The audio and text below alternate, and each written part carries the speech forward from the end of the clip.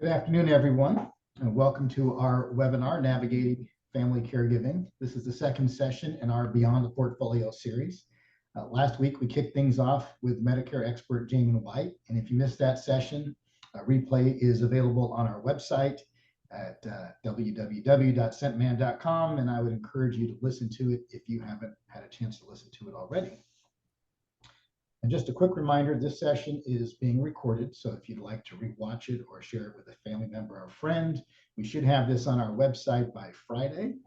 And then additionally, if you have questions throughout the program, please type them in the chat box and we will get to them during our Q&A session at the end of the program. So now, today I'm excited to introduce our guest, Annalee Kruger, a nationally recognized expert in senior care planning with over 28 years of experience. As president of Care Right and co-founder of Plan for Life Now, Annalee has dedicated her career to helping families navigate the complexity of aging and caregiving. And she has shared her expertise at hundreds of healthcare centers, senior housing facilities, and financial conferences nationwide, making her a trusted voice and leader in this field.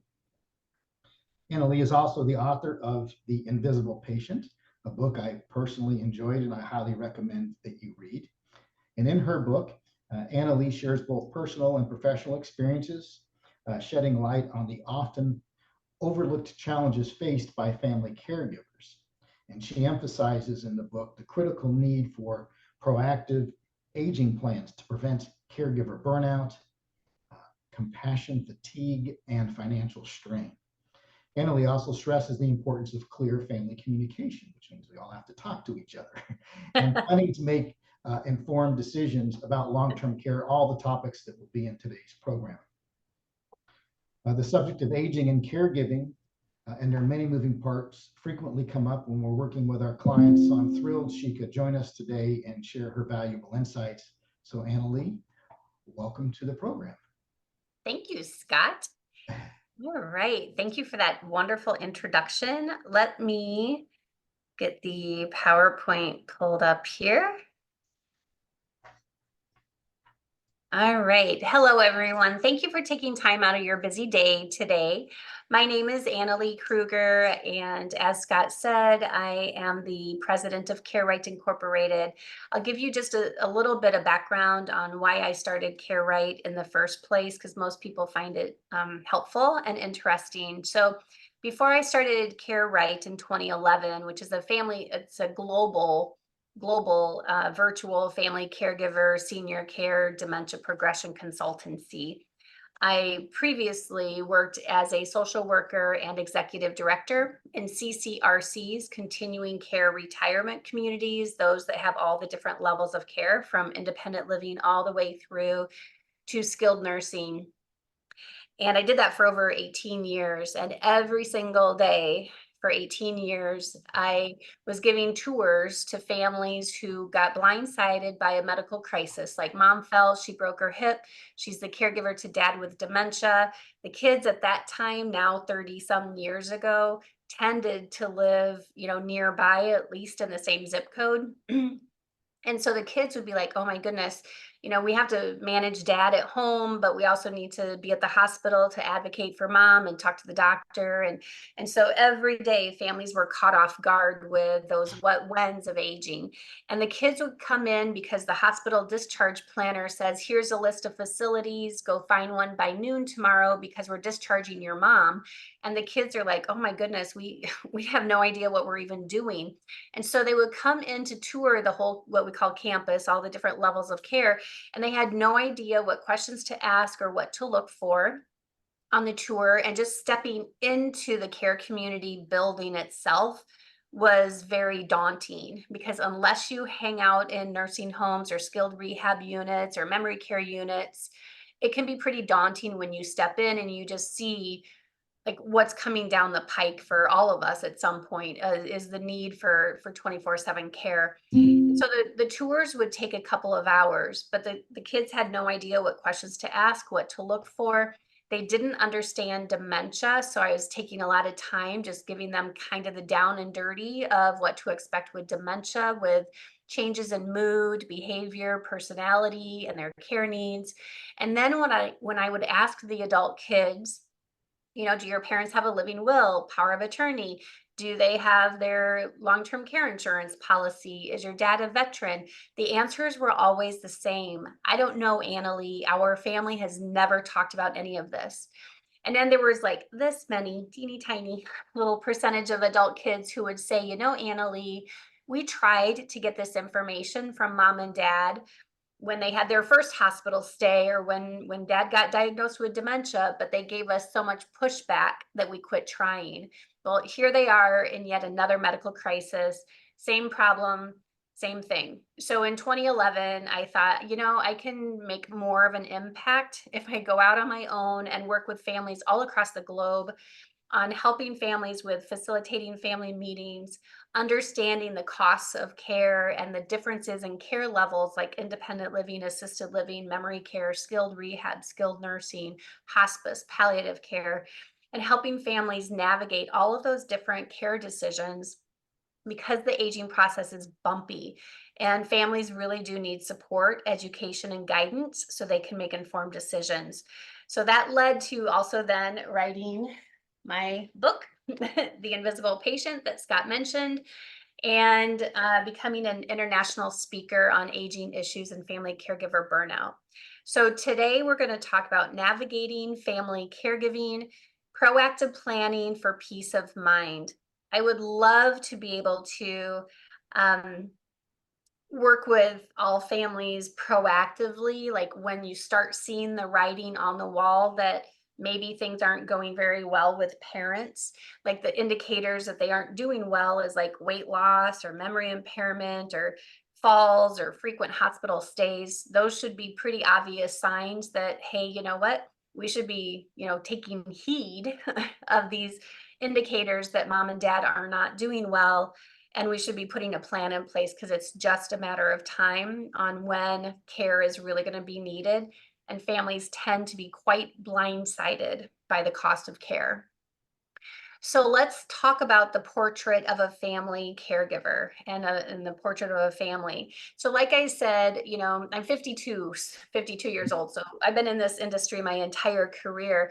And 30 some years ago, when I first started in this industry, in the senior care industry, like I said, families lived down the street from each other. That was more commonplace. And I could go to Ethel and Marvin's house and sit around the kitchen table with Ethel and Marvin and the kids, and we could have the family meeting and talk about, the good, the bad, and the ugly of aging and caregiving and aging in place at home.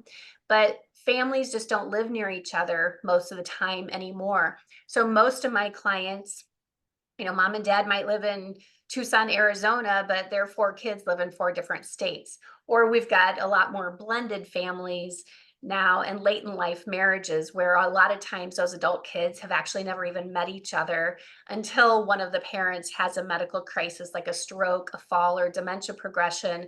And then that's what kind of forces these family members to have to interact with each other and then figure out what are we going to do. So most families just don't live near each other. That is why in 2011, when I started Care Right, I went virtual right away. It's just back then we only had Skype to use, and that was perfect because these adult kids would be like, Annalee, I don't want to have to fly back to Milwaukee because that's where I started my company because I just got back home and my wife is finally talking to me again and all this kind of stuff. And so that's why I went virtual is families just don't live near each other anymore. Parents take more on themselves so that they don't burden their children. And that's why we see, like 2 elderly parents or 2 elderly loved ones trying to take care of each other, where that's where we start seeing more injuries because mom is going to try to catch dad when he falls, and then they both fall and then they both break their hip. And so a lot of times our parents are a bit too secretive of how things really are going at home, and they don't want to burden their kids with how things really are going, like your dad has his days and nights mixed up, or your dad fell again, or I was in the ER with your dad. They try to sometimes shield their kids in the beginning stages from these kind of struggles that they're having at home, but they're also getting injured. The work and life leaves family members seeing each other less often. Our clients live across the country from their parents a lot of times, and employers don't seem to be as family friendly as they used to be. And so it's much more competitive. The workplace is much more competitive. So if you're a salesperson and you're not at work and you're not selling and meeting your sales targets, these family caregivers tend to lose their job, or they end up not taking the job promotion because they're already got their hands full with taking care of mom and dad's needs. The other thing is too that a lot of my clients, they're kind of trying to check on 2 or 4 or 6 sets of elderly loved ones, because maybe they're a blended family and you've got 2 sets of parents, you've got 2 sets of in-laws, and then you've got that stray Aunt Bessie who outlived her kids, or she never had kids. And so they're like, oh, well, we'll just kind of check in on her too. Well, you only get so many vacation days a year, and that's not necessarily how adult kids want to necessarily spend their vacation days, is flying around checking on all of their elderly loved ones. But that ends up being what happens when there's crisis after crisis. Almost half of hospital discharged patients do not follow through with their discharge instructions. So it's 48%, according to Age 2.0 study.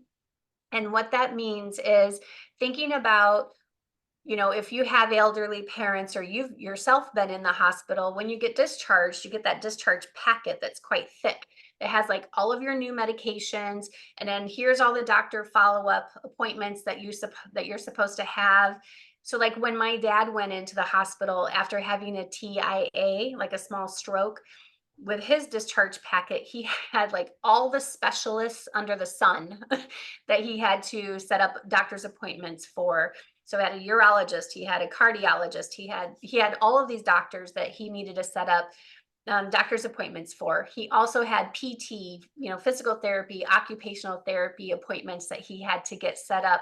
He also had to change out his medication box because he had all of these new medication changes. If I wasn't his care coordinator, his care advocate, and his care manager, he wouldn't have been able to do all of that, because he still wasn't 100%. You're not 100% when the hospital discharges you. You're good enough to get out of the hospital.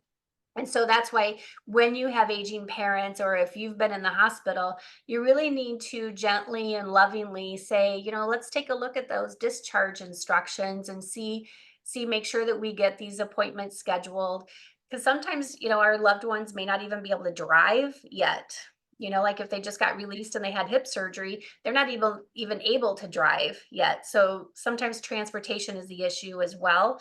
And sometimes cognitively, if they just had surgery, elderly people and anesthesia don't always mix very well. It can make elderly people even more confused. And if there's already kind of a baseline memory impairment issue and they have surgery, or just being in and out of the hospital can really make someone with memory impairment even more confused. So those are some reasons why half of people who are discharged from hospitals don't follow through with discharge instructions. And then nobody should be surprised that then they end up back in the hospital because they never were able to follow through with those instructions. Adult kids get blindsided when they visit because, again, maybe you only get to see your parents one time a year. And so then the kids are always surprised. They're like, oh my gosh, mom's lost weight, or the house is really run down. They're not keeping it up, or they got shingles missing, so the house is run down. Parents have lost weight. When you peek in the refrigerator, there's spoiled food in the refrigerator. There's memory impairment where maybe during phone calls that you have with your parents, they sound like they're okay because they want you to think that they're okay. But when you actually go there to visit, then that's when you can visibly see, oh my gosh, there's bills or mail piled up. All of these are red flags that things are clearly not going very well. And we need to start these conversations about the what whens of aging now.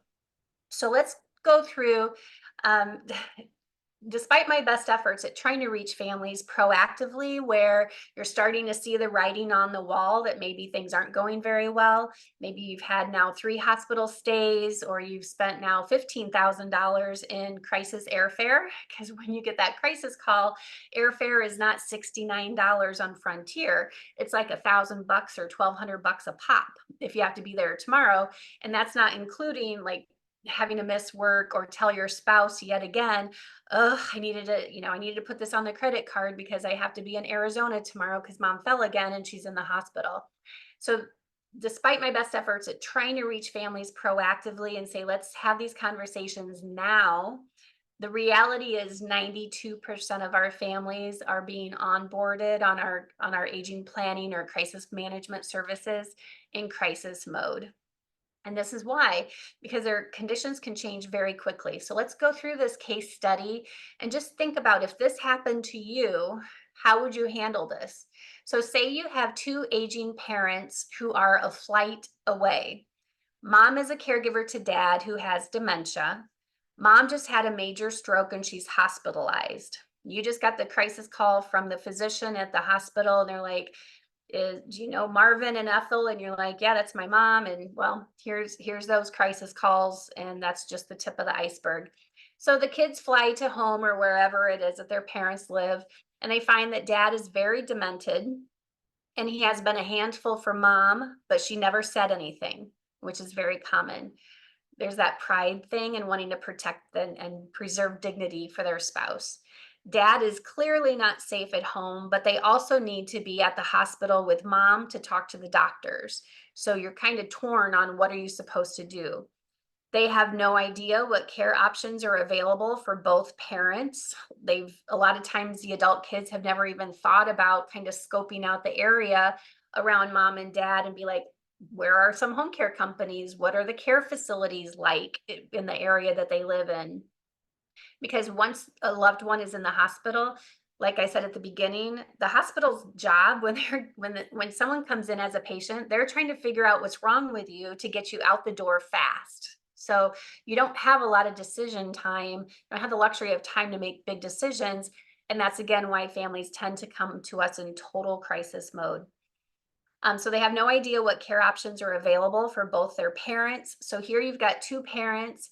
One needs to go into probably a secured memory care unit. And then you've got a mother who's had a stroke, who's likely going to need skilled rehab for some period of time. And then hopefully she graduates and progresses with therapy. But if not, then she would need to, likely stay into the nursing home side.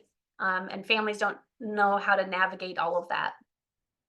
Then, as adult kids, you realize that you don't have any idea where the power of attorney documents are located, if they even have power of attorney documents, or mom's living will. And the doctor is saying, look, what do you want us to do with your mom? Who's the power of attorney? And then all the kids are kind of looking at each other like, I don't know. Is it you? I don't know. And again, because families haven't talked about these things. And they also tend to not know. They don't know if their parents have long-term care insurance. So these are all things that kids get thrust into. Millions of family caregivers get thrust into this stuff every single day because no one plans to have a stroke. All the people who had a major stroke last Tuesday didn't wake up thinking, oh, I think I'm going to have a major stroke today, and then figure out, okay, what are we going to do as a family? Because now dad needs care. So if this happened to you, how would you handle this scenario if you got that crisis call? What conversations have you had as a family about the what whens of aging? And what documents do your parents have in order?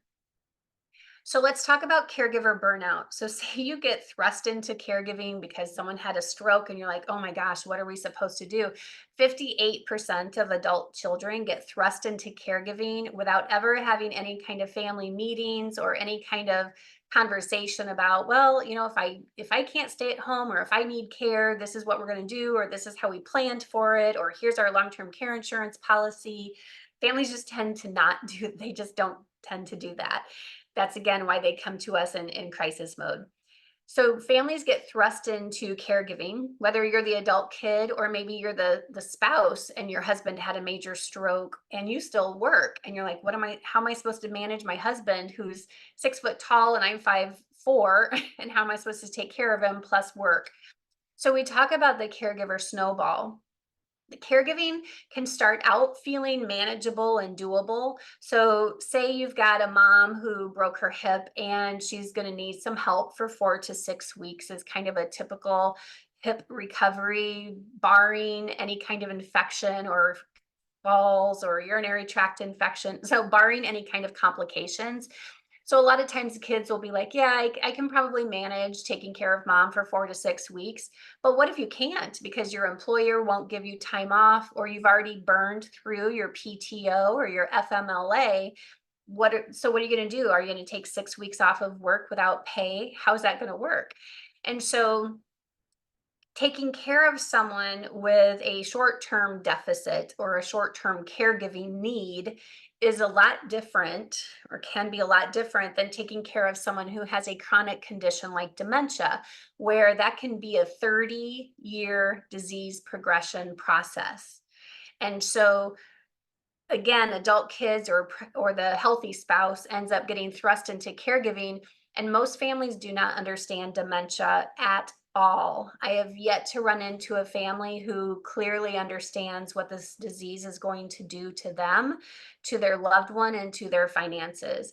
And that would make sense because you're in uncharted territory. And so a lot of what we do with our families in these family meetings and private sessions with family members is educate you on what to expect, the mood, the behavior, and personality and care changes that are going to take place as this disease progresses. And we'll talk about that in a little bit.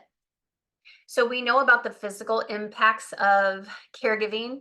We know that, we have to, I feel like we just have to be realistic as people, as adults, and say, okay, well, none of us are going to get healthier. None of us are going to get more mobile. None of us are going to get more cognizant as we age. We're going to get more dependent on people as we lose our mobility, as we start having health issues, as we start having memory impairment issues. So we need to just be realistic about that now so that we can start putting a plan together for when this house of cards starts to fall.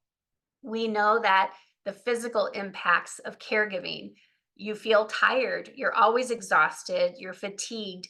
We know that family caregivers, when they don't have an aging plan, they have a lowered immune system. So the caregivers get sick more frequently, and it takes them much longer to recover when they do get sick.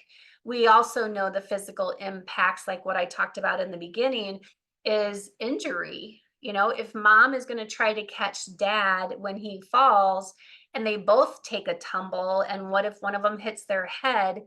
How is that? That's a crisis. How is that going to play out? So we know the physical impacts. We also know that people who are burning out as a family caregiver, their body your body will tell you, just like when you're stressed out with any other thing in life, your career, your marriage, your kids, whatever, your body tells you when you're stressed, but you have to listen to it. So maybe high blood pressure, or you feel like your heart is pounding, or you have emotional impacts as well, where you're starting to feel more anxiety, shortness of breath, depression, or you hit, just as soon as you lay your head on the pillow and you're trying to sleep because you're exhausted, then all these thoughts run through like, did mom take her medications? She didn't call me back. Did she fall? Is she on the floor? Did she wander away from the house? Did she leave the stove on? All of those impact our emotional and our physical well-being as a caregiver when we don't have an aging plan in place and enough supports in place, and actually are educated about what our parents have, so then we can help them make informed decisions. The financial impacts are massive.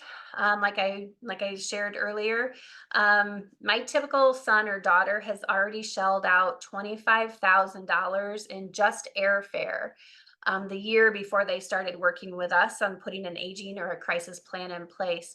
So that's just airfare. That's not including missed work. That's not including the boss saying, you've played the caregiver card one too many times. You better figure something out because we can't just keep being flexible with your job. That's not including those family caregivers who might be close to retirement and dad has a stroke or mom's dementia progresses. And so the adult kids make these knee-jerk reactions sometimes on, well, I'll just retire early and then I'll take care of mom and dad. Well, then what happens is resentment comes in because they're like, well, I didn't want to retire just to become a full-time caregiver. Wanted to retire to spend time with grandkids or travel or do what you want to do. And here they have found themselves thrust again into family caregiving, and they just didn't know that there was any other option because they didn't have an aging plan. We also know that a lot of family caregivers that are working, they're jeopardizing their careers. They're not taking job promotions because they're like, well, if I took this job promotion, that would require travel or more time away from my family. And I have my own family, but I also have mom and dad to help take care of as well. There's just not enough hours and energy in the day. So a lot of family caregivers are not taking their job promotions, and all of this impacts your finances and honestly your retirement opportunities as well. So we also know that a lot of adult children are helping supplement their parents' care costs, because the care is so expensive that a lot of adult kids are shelling out $2, $3, $4, $5,000 a month so that mom can stay at home with home care, and that's their kind of contribution. Or they're helping offset the cost of facility care because otherwise their parent would have to go on Medicaid or leave assisted living to go into a nursing home. And so the kids are like, I can't bear to have mom end up in a nursing home. So yes, we're shelling out $5,000 a month to help offset that cost of care. And you would think, as far as family dynamics, you would hope that the aging and caregiving and dementia process would bring families together, but I am here to tell you that it does not. So 85% of our families, we are doing family mediation with the adult kids, because by the time the families come to us or get referred to us, their relationships are so strained and so fractured. And if the family didn't get along in the past, they're still not getting along, is because they don't have the skill set to figure out how to move from where they were to be able to get along and have effective and productive conversations with each other. So a lot of family dynamic changes through that aging and caregiving journey, and that's why we do so much family mediation. And also, when you think about it, each child has their own relationship with the parents, and those relationships change through the course of time, and relationships among siblings change through the course of time. And so when you also change from being adult child or the spouse to now being a caregiver, that doesn't help family dynamics either. And then the siblings not always are in alignment. In fact, most of the time they are not, because they'll say, well, I think mom is doing better at home than what you think she is, or all the kids have their own idea of what quality of life should look like, or kids have a different idea of how that inheritance should be spent. And so family dynamics are a huge piece of what we help families navigate through. So, any questions so far before we switch into identifying more caregiver burnout? I don't see anything in the chat box, so I think we can keep going. And so just if you have questions, throw those in the chat box, and then Scott and I will tackle those throughout the presentation. So, all right. So caregiver burnout. We talked about this a little bit, but the reason I want to really bring this home is because every single family who reaches out to us for a complimentary consult, when they fill out the scheduling box,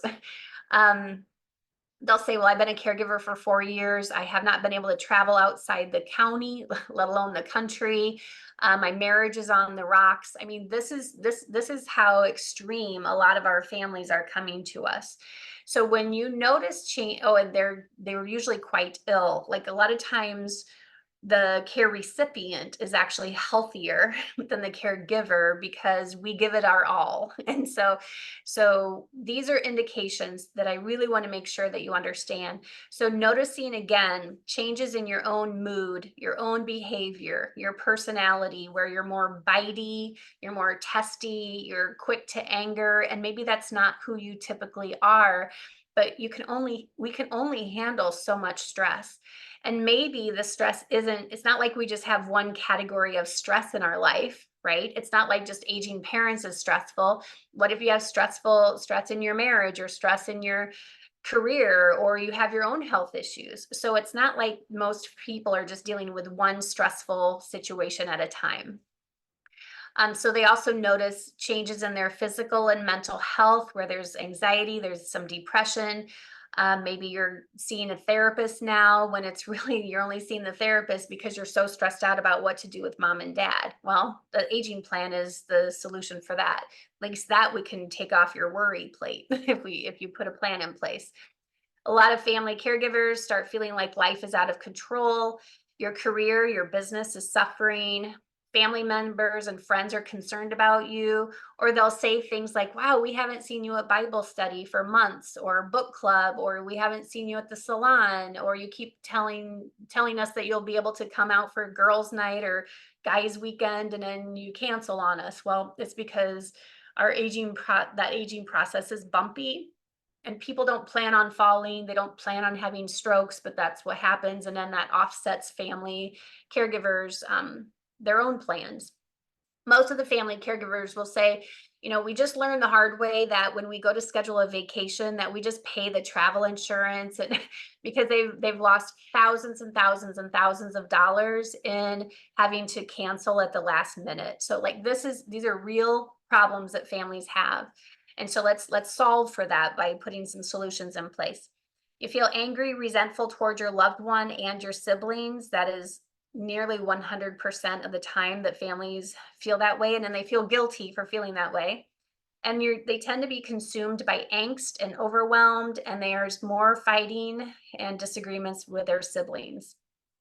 So if if your parent is the primary caregiver to a spouse, so say your dad is taking care of your mom, this slide is for you because I want to make sure that you understand how serious this is.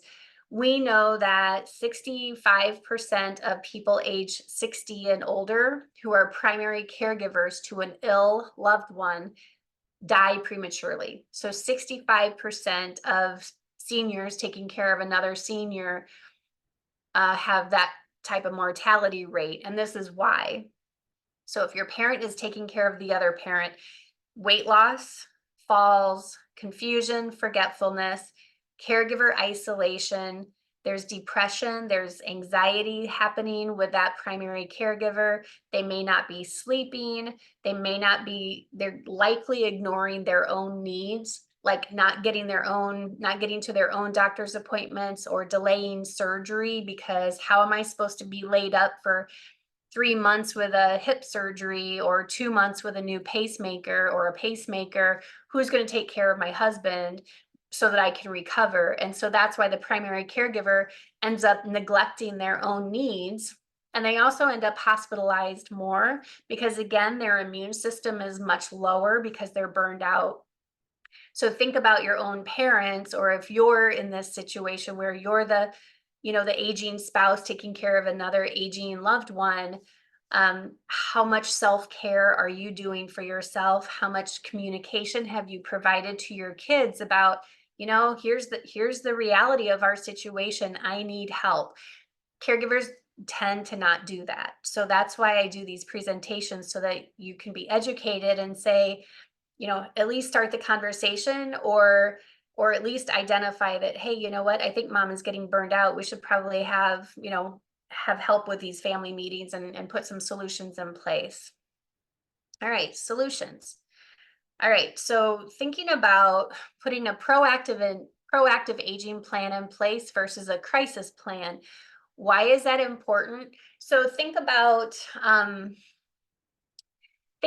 just the cost alone. So think about just a good analogy that people tend to relate to is, I'm from the Midwest, so we'll just use furnaces, right? When is your furnace likely going to go out? It's going to go out over Christmas or over New Year's, and it's going to be very expensive to fix it. And you're going to have to take whichever mechanic or sale, whatever person can come out and fix it and hope that they know what they're doing. But it's also going to be very expensive, right? So when you think about just from a legal perspective, just we'll use the example of estate documents. If you assumed that your parents have their living will and their power of attorney in place, or you assumed that your spouse did that, but then you find out in the state of a crisis at the hospital bedside or as dad's dementia progressed that was never done and your parent has lost capacity. This happens all of the time because it doesn't occur to families. Let's get our legal documents in order. For emergency guardianship and conservatorship, legal fees tend to be $15,000 to $20,000 just because our loved one or we didn't have our advance directives in place, our estate documents in place. So just think about how expensive that can be. Also, when you plan ahead, you automatically then have peace of mind, because if you understand the disease process that your loved one has, you understand the cost of care, because this is what we do with an aging plan, is help families outline what are your actual care options based on what you can afford. So mom and dads, their goals are the same too every single time I ask them. Mom and dad's goals, because my client's the whole family, right? So everybody's on Zoom. So when I ask mom and dad, what are your goals as you age? It is always the exact same thing. I want to age in place at home and I don't want to be a burden on my kids. But who do you think has actually reached out to Care Right for the consult? It's the adult kids. Because they're like, look, I love my parents, but I can't just keep flying back and forth every time there's a problem, or my spouse is sick, or I have a special needs child and they take all of my time and energy and effort and resources. And so now that dad's had a stroke, how am I supposed to balance my life without cracking? Because that's what they feel like they're going to do if when they get that crisis call, they're like, I already am at my peak of what I can tolerate and handle for stress. So when you get that crisis call, you have to make really big decisions really quickly. Most of the time, families don't understand the disease process their loved one has. Like when I was an employee and doing all those tours with families who had a loved one with dementia, I spent hours trying to educate the kids just down and dirty what to expect with dementia. And they just don't understand the disease process. It's also better to plan ahead proactively because our loved ones will have better care options. When I ask the adult kids, what are your goals for your parents as they age? It's the same four things every single time, or a variation of the same four things. We want, because I'm an adult kid too, right? We want our parents to be safe. We want our parents to be happy. We want our parents to have the best quality of life. And we want our parents to have the best quality of care possible. Well, the only way to marry that set of goals plus mom and dad's set of goals is to put an aging plan in place so that you can make informed decisions. So that's great, mom and dad, that we want to age in place at home. This is what we talk about on the family meetings. That's great, Ethel and Marvin, that you want to age in place at home. So where are you from a financial perspective? Like, how much money do you have? What is your monthly income? What is your net worth? What's your real estate value? Do you have long-term care insurance? Are you a veteran? My clients who have opted and are trying to age in place at home, it's around $30,000 per month per parent. Because when you think about when they say age in place at home, you can tell your parents have probably been to a couple of seminars and they're talking the lingo. So they want to age in place at home, but they're still thinking about aging in place at home when they can still wipe their own bottom, when they can still take themselves in the shower, when they can still feed themselves, while they can still drive.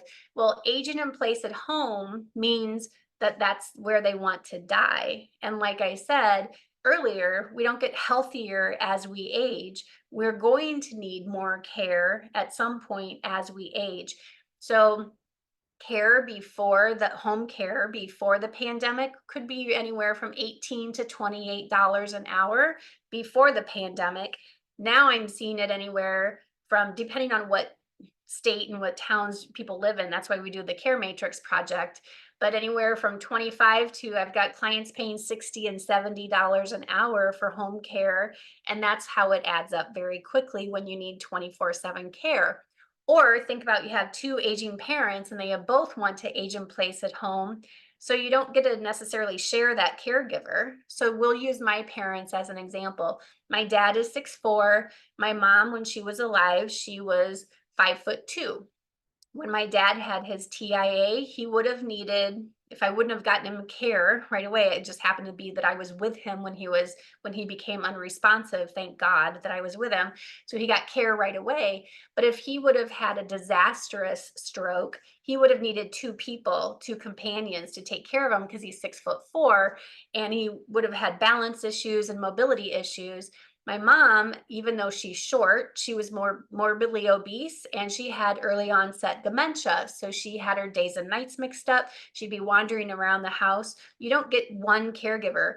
The home care company will say, look, your dad needs two caregivers and your mom needs 1 to 2. So you may have 3 or 4 caregivers. So that's how that home care cost can rack up very quickly and very expensive. So we talk with our families about what is that financial runway? Like how much money does it make sense? Like what's our staying at home budget so that you don't then break the bank on then jeopardizing future care options, because these care communities, your parents have to financially qualify to get into them. They have to physically qualify. So they have to be healthy enough and mobile enough to get into whatever level of care. They also have to cognitively qualify and behaviorally qualify to get into these different care communities. So it's a 4-prong approach for an assessment to be able to get into a care community. Well, if you didn't plan ahead and you didn't use like our aging planning process, then what happens is your parent gets in, they just end up in whichever facility has an open bed, and that's rarely going to be a good fit. So we work with families on a care matrix to help you understand, here are different care communities, here's the levels of care that they offer, especially if you've got two parents that need 2 different levels of care, like memory care and nursing home. Otherwise, families are wasting so much time and energy randomly and blindly touring facilities to then find out we just wasted 2 days of vacation touring 8 facilities. They don't offer the type of care mom needs, or dad doesn't, they don't financially qualify to get into here, or there's a 5-year waiting list. So what are we going to do? So that's why we do, try to do family proactive planning. But again, the reality is most families come to in crisis. And so we have to help families sort out all of this, all of this stuff very, very, very quickly, because they've waited until they're in crisis mode, which is normal. That's like, we're all that way. I didn't start losing weight until I started having like some high blood sugars. And I'm like, okay, so that's just our human nature, is push that line. Red flags that you're seeing now will only increase. It seems like when we work with the family caregivers, they're like, I guess they're just kind of blindsided. They're like, I guess it never occurred to me that mom was going to get more sick, or that she was going to start falling more, or we didn't know that with Parkinson's disease, we should have expected that she's going to start falling more and that she's going to have choking issues. So again, that's why we educate families about what is the disease that your parents have, so that you can be more educated and better equipped. It seems like, because we do special needs planning as well, in that a lot of our clients might be in their 70s, 80s, or 90s, or 100, and they always kept Johnny, who has Down syndrome, home with him or home with them, and now mom and dad are needing care, and what do we do with Johnny? And so that's why it's important to have these conversations and like, let's start putting that plan in place. Otherwise, they're all going to end up separated, because it's unlikely that a facility is going to have 2 or 3 open available units for all 3 of them. So that's why it's important to just understand the landscape, and that we don't get healthier and stronger as we age. And unfortunately, a lot of adult kids will admit that they kind of missed those red flags that now are very apparent to them. There was a lot of denial that kind of got in their way of saying, oh, we have more time to make some decisions for mom and dad. Well, you do until you don't. And then what? Then you find yourself in crisis. So that's why we work with families across the world and helping them understand family caregiving issues, family dynamics, dementia, the landscape of aging, and the landscape of senior care. We also do that advocacy training, because when you find that you or your loved one enters senior care space or the healthcare space in any capacity, unf- unfortunately, there are a lot of healthcare workers who are not properly trained, they're not properly supervised. The landscape of senior care, in my 30-year career, I have never seen so much massive turnover in executive leadership. So when there's not leadership or quality leadership, or absent leadership in these different care communities, of course the care is going to suffer, because if there's no supervision, there's no leadership, there's no management, it can be the wild, wild west in these care communities. So that's why we teach families on what to look for, what to ask about during these tours, and we go with them virtually on the tours as well to give them confidence in how to make these different care decisions, and to put yourselves or your parents on the waiting list of the care communities that you feel most comfortable with, so that when their conditions change, at least there's a backup plan, versus waiting until crisis mode with home care and then realizing, oh, well, mom and dad only have $500,000. We can't afford 60 grand a month in home care, because otherwise they're not going to financially meet the financial requirements to be able to get into a care community. So that's why it can get very confusing for people if they try to do this on their own. So I wanted to touch on documents and paperwork. Okay, that digital grab and go, which I probably haven't really talked about that yet. But again, when I was an employee and I would ask these kids, well, what do your parents have in order? Do they have a living will, power of attorney, long-term care insurance, VA payments, VA aid and attendance? The answers were always, I don't know. So I created in 2011 the grab and go binder, or now it's a digital binder for the last 10 years, but it's a massive checklist of everything that everyone over the age of 18 should have in order. So like there's 12 headings or 12 sections in that digital grab and go. So like the first section is emergency, like who's the financial planner, who's the attorney, who's the CPA, who's my doctors, like who are the people that if there's an emergency, I need to have on speed dial. Because again, as families moved away from each other and moved away from their parents, most kids have no idea who any of these people are. Like, I don't know who dad's attorney is. I don't know. There's also a section in there for legal. So all things legal go in that legal section, estate documents.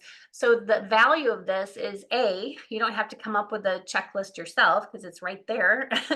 The other thing is it helps you as families compile, because I encourage all family members that we're working with to do their digital grab and go, because it helps you identify the gaps in your planning. Like, oh gosh, I thought dad signed his power of attorney, but he didn't, because that's right, I forgot he was back in the hospital again when he was supposed to go see the attorney again and sign off on his power of attorney. So it helps you identify gaps and make sure that the documents that you think that are in place are actually in place, and the documents that are in place are actually updated.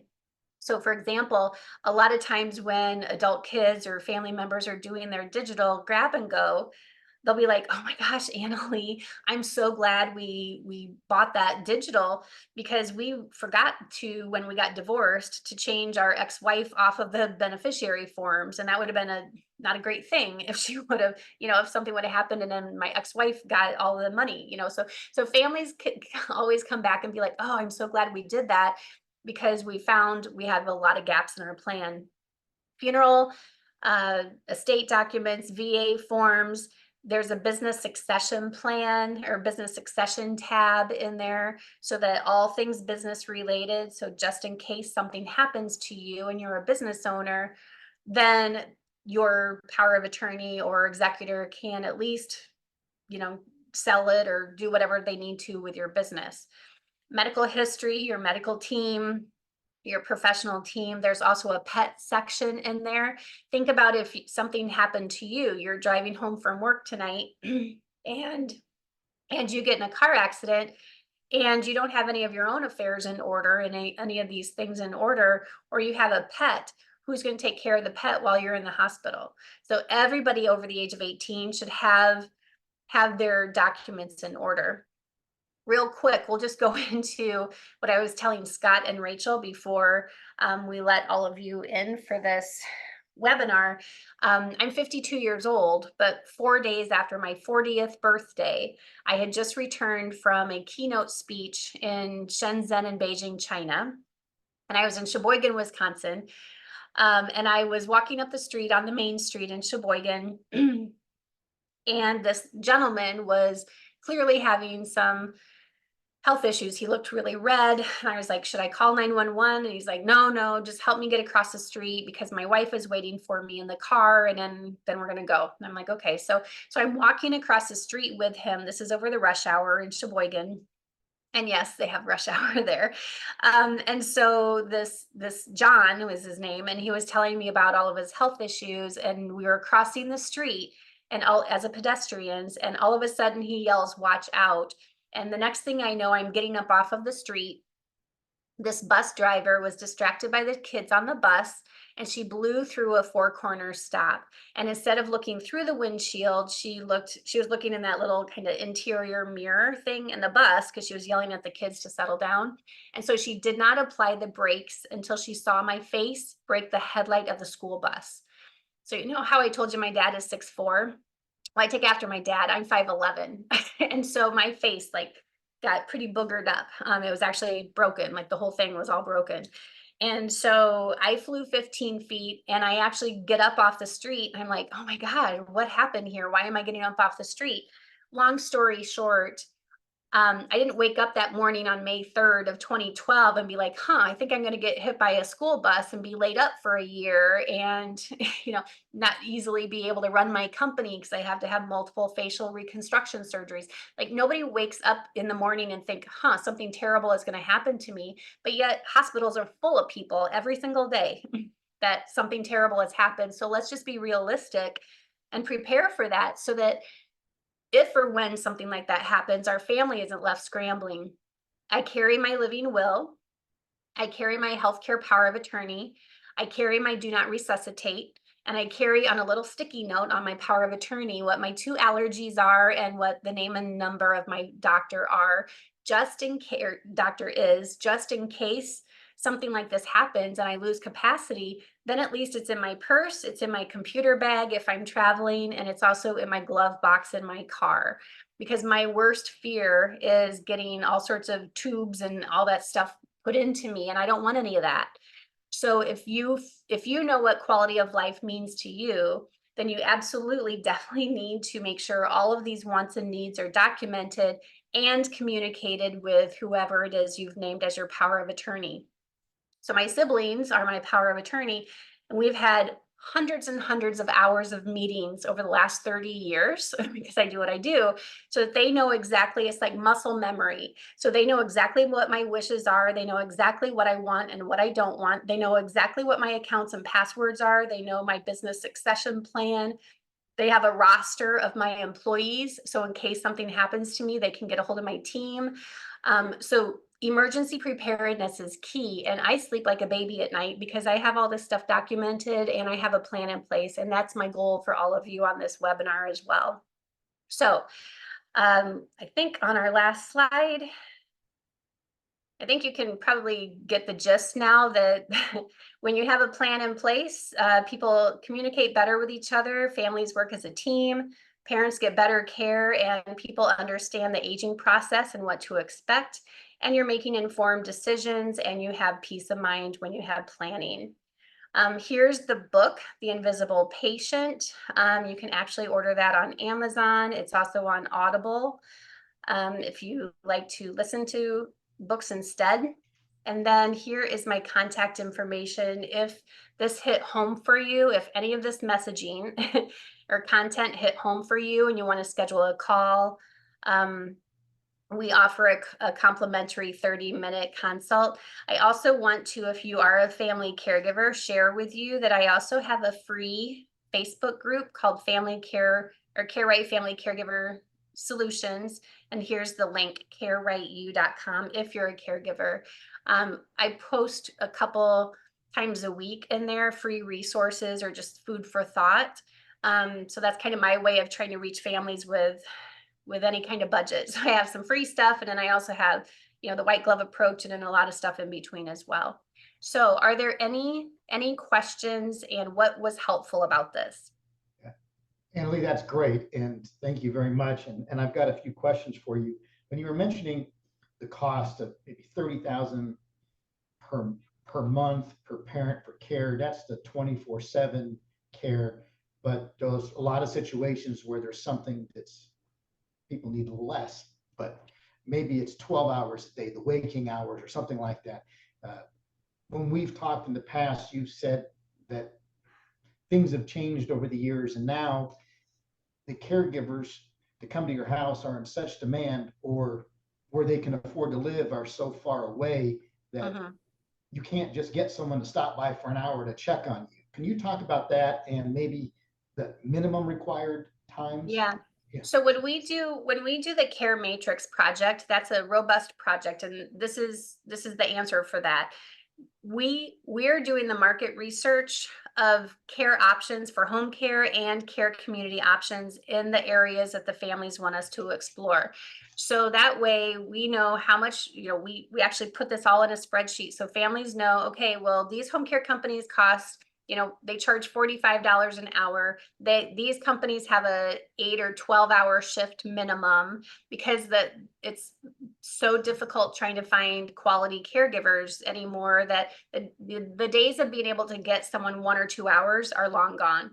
So most of these home care companies have 4 or 6 or 8 or 10 or 12-hour shift minimums. So even if you don't need that much time, if you want to have home care, that's how much you're going to have to pay, whether you need it or not. Right. So we'll talk about why it can also be expensive. So we'll just use the Naples, Florida market.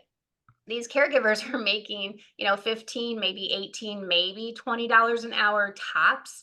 Well, they don't live in Naples, right? Nobody can afford to live in Naples and make that kind of money. So they might have to drive an hour just to get to go see Ethel in her house. And that's why they have these 8, 10, 12-hour shift minimums, because someone who's making 18 or $20 an hour, they'd rather have 1 or 2 big clients instead of 15 small clients that want 4-hour shifts. Right. So just from a logistical perspective, and because there's so much demand, we have an aging nation, right? So there's demand for these healthcare workers, and they'll choose they can choose who they want to work with. So if your parent is grumpy, grouchy, difficult, unpleasant, they're not going to probably come back to that shift. They're going to be a no-show, or say, look, I'm not going back to Ethel because she's difficult. I'm going to take Mabel over here, who's easy. She's pleasant to be around, and she's easy.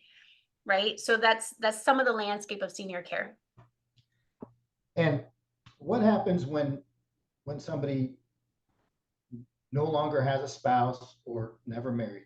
So now they're by themselves. Maybe their siblings are gone, or they haven't talked to them for years, and there's no children. So you're just, at this point in your life, you're just kind of by yourself, and you have these issues, these aging issues. You may need care. What do you do in that situation from, your desk? How do you plan for that? Yep. So that's what we call solo agers. I'll be one of those too, unless something big changes in my life, because I don't think my dog is going to take care of me when I get old. And so solo agers is a real big thing. And so there's an entire demographic. So everybody needs to put a plan in place, but especially if you have no one really that you can lean on or count on, that's why you need to make sure that you have a power of attorney named. If you don't have a big network of people, you got to start networking with people. Sometimes people use a friend from church, or a neighbor, or a cousin, or niece or nephew, because you definitely need to have someone help with decision making in case you lose capacity. But also I see a bigger trend of solo agers, actually, because they're lonely, because maybe they're a widow now, or whatever has caused them to be a solo ager. They're actually leaving their homes earlier and moving proactively into like independent living or assisted living, because then they can have, their meals, there's transportation. So that kind of solves for some of the care need stuff, but there's still going to be these gaps of who's going to take care of you in the meantime if something happens to you before you end up moving into a care community. So it's the same issues that people who have family have, but at least if you have family and you get along, you can at least hopefully lean on them a little bit until we put the plan in place. But solo agers, you've got to have everything buttoned up, otherwise it's going to be very, very expensive if you don't.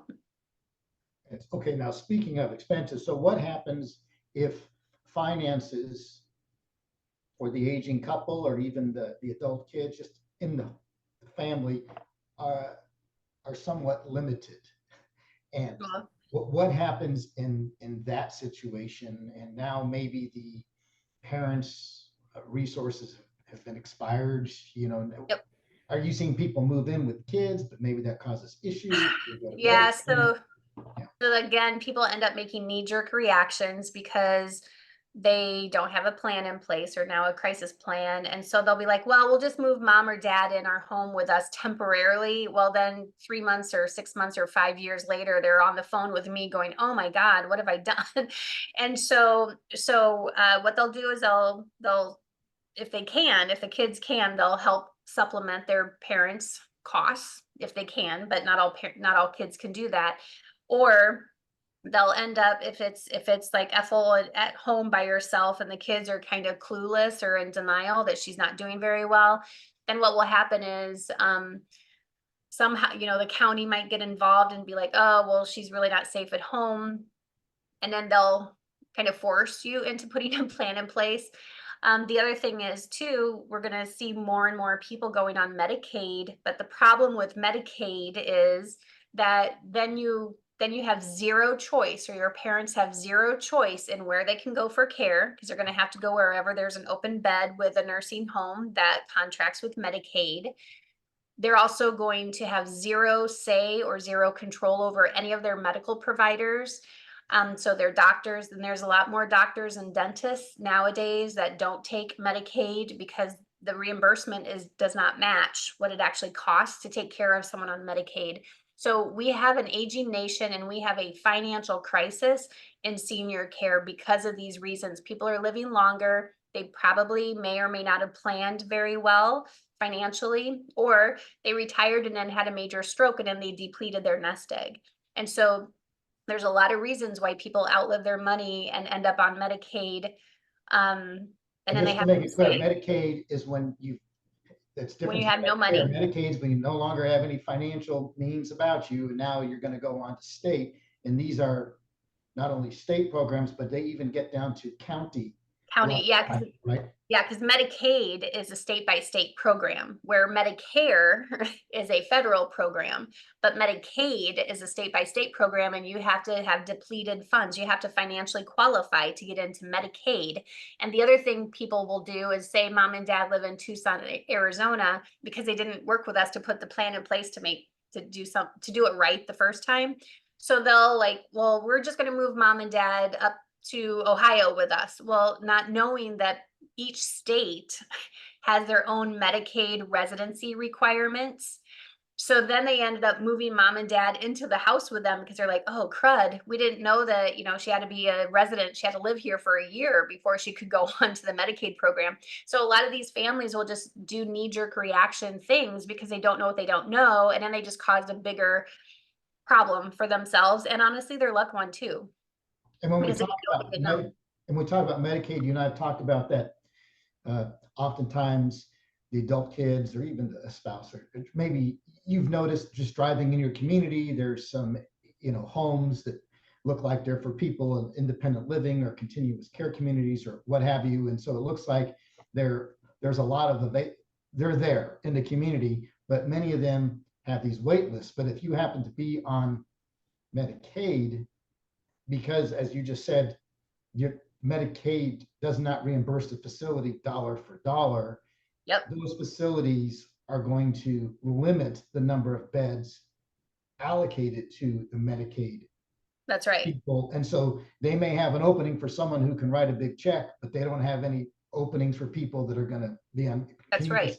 talk about that for a moment? Yeah, and I used to be an executive director in long-term care, and it's pretty common. You get 20, 30, 40 family crisis calls a week of, oh my gosh, mom's at home and she needs to go into a nursing home, but she has no money. Well, back in the day, we didn't have them fill out a financial application. And so what happened, maybe it was a 100-bed nursing home.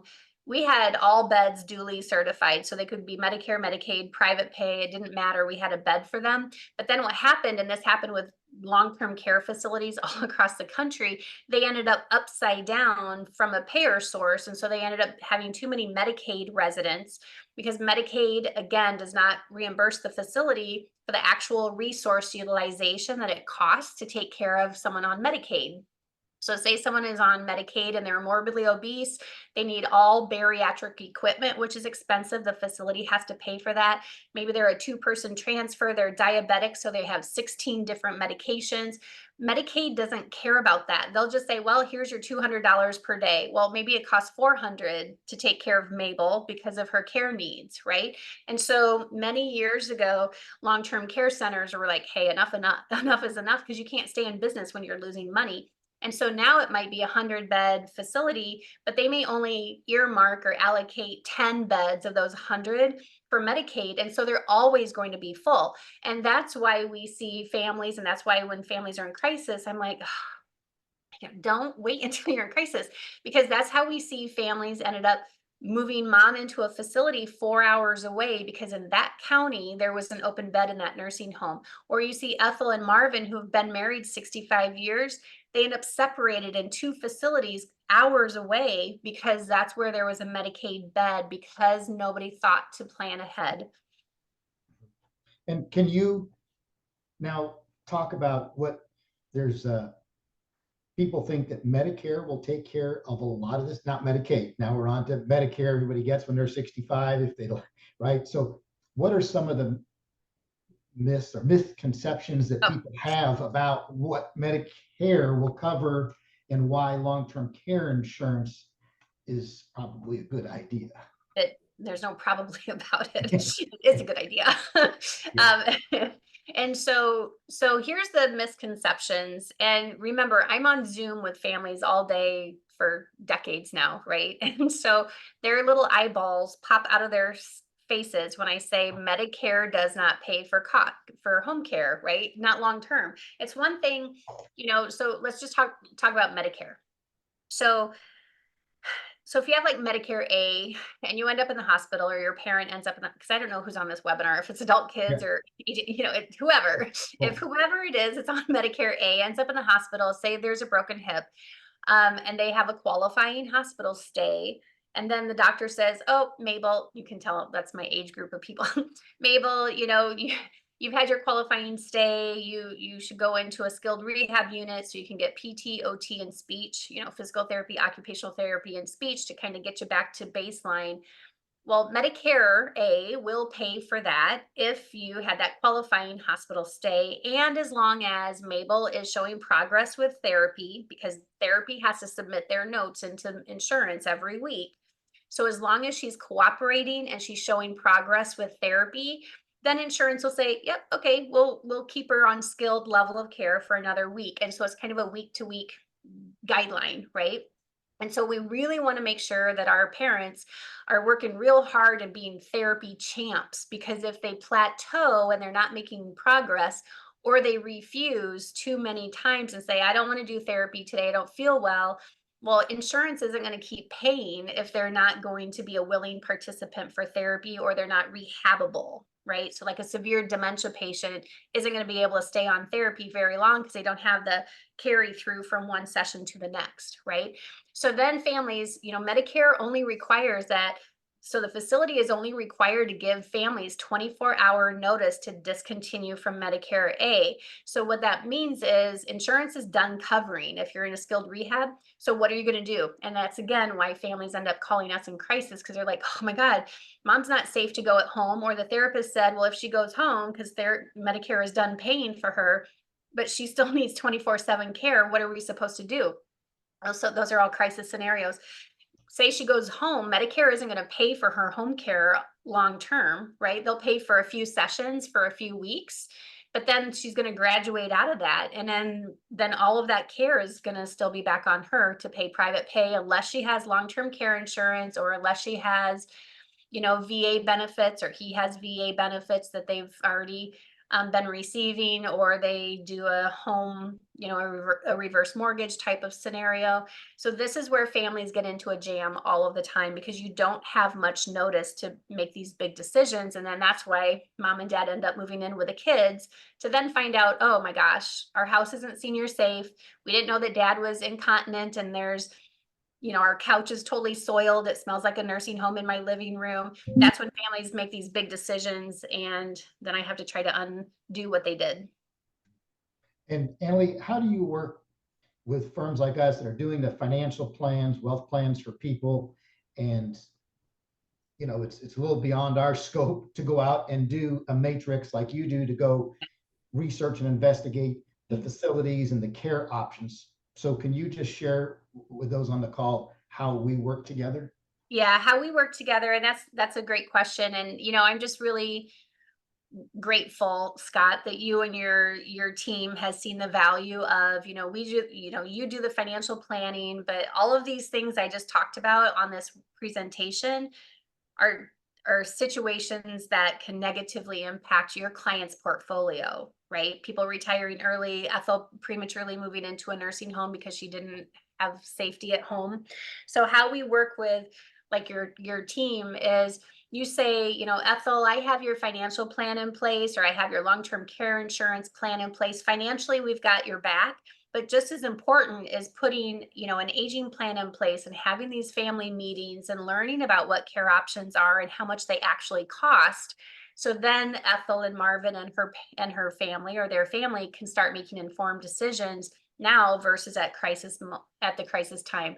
And so that's how we work together, is, because as a financial planner, you guys, because I speak at a lot of your conferences, you have to know like a gazillion things.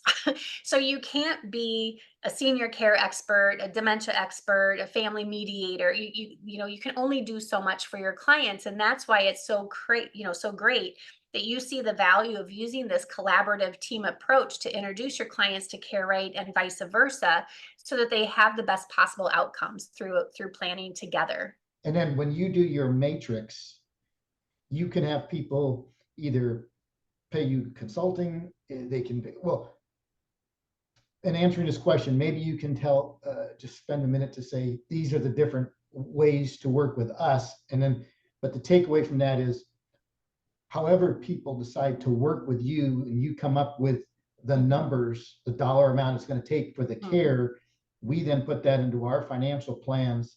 Yep. To see how that impacts the client's portfolio, and we can stress test it. Or what if they Yep. needed more or less, or right? Can you just share your thoughts on that? Yeah, the more that we can use a collaborative team approach, the more informed decision making families will be able to do. And especially when they're under the impression that Medicare is going to pay for all these care costs, they're like, oh my gosh, well, so when you're making decisions off of wrong information, then that's when families really get in a jam. So we do Care Right, we do a complimentary 30-minute consult to get a sense of what is the situation. Are you a caregiver? How much have you already spent of your time and your life and your relationships as a caregiver? How has it affected you? Are you ready to be thinking about putting a plan in place? Then we can say, okay, do you just want the care matrix? Do you want us to help you with family meetings? Do you just want hourly consulting, or do you want to do the whole thing right the first time and do a comprehensive aging plan, or a comprehensive now crisis plan, because they're in crisis mode? So I've set up Care Right so that families can kind of tip their toe in the Care Right water, so to speak, wherever they're emotionally ready to start, and wherever they're financially ready to start. So we have options and services and solutions for literally every budget, as low as $20 if they want to be more of a do-it-yourselfer. We also have cohort style learning that we bring families through, so that we break down the aging plan process into modules, and families can do their own aging plan. We also have that free family Facebook group as well. And then also that white glove approach concierge model, which is what most families need because they're coming to us in crisis mode. But literally every solution the family needs, we can help them with those care decisions and then point them in the right direction with our trusted contacts across the country too, that we've already curated, like you guys. That's great. Well, Annalee, this is great. We're about an hour and 15 minutes in, and you've done a wonderful job here today. I hope everybody's enjoyed it, learned a lot. I continue to take notes every time we talk. And I continue to learn. I really enjoyed your book. I encourage everybody to get it. It's an easy read, but as you read it, you're going, oh, there's a lot of oh wow moments in there. So that would be a good first step. But anyway, thank you everybody for being on the call. We'll have this on the. It takes a little while to upload in the cloud. We'll have it on the website by Friday. And yeah, thank you for joining. And Annalee, thank you again for your time and the wonderful presentation. Been a great help. So thank you very much. Yes, thank you so much, Scott. And thank you everybody for joining us. It looks like there is, oh, amazing information. Oh, excellent. Yeah. Excellent. Well, All good. right. I'm so glad you all came today, and let us know if you have any questions. All right. And good luck with the hurricane. Yeah. Thank you. All right. Take care, everyone. Bye-bye. All right. Bye.